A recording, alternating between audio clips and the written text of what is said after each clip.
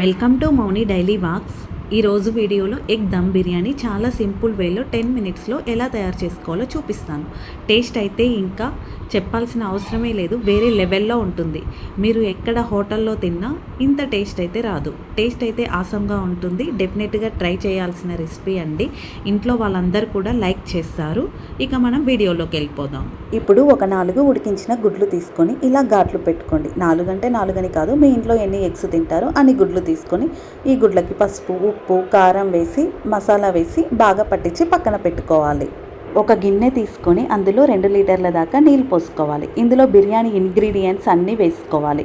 ఇందులో ఒక బిర్యానీ ఆకు, 2 దాల్చిన చెక్కలు, 4 లవంగాలు, 2 యాలకులు, 1 స్పూన్ సాల్ట్ వేసుకొని ఈ వాటర్ని హై ఫ్లేమ్ మీద వేడి చేసుకోవాలి.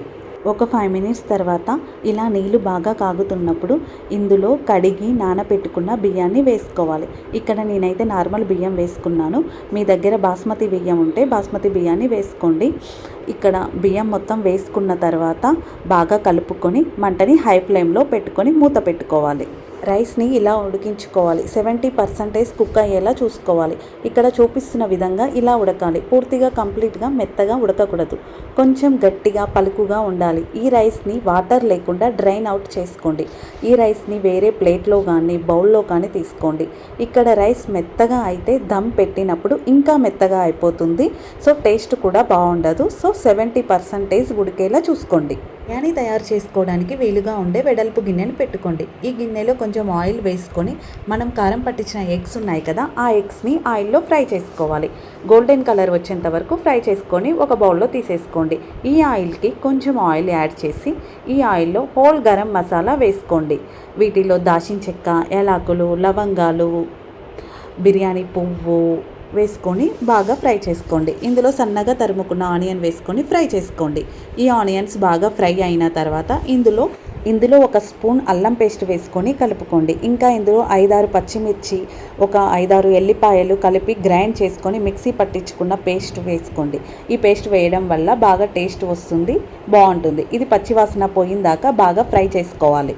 ఈ పచ్చిమిర్చి బాగా ఫ్రై అయిన తర్వాత 2 టమాటాలను మిక్సీ పట్టుకొని ఈ పేస్ట్ని ఇందులో కలుపుకోవాలి.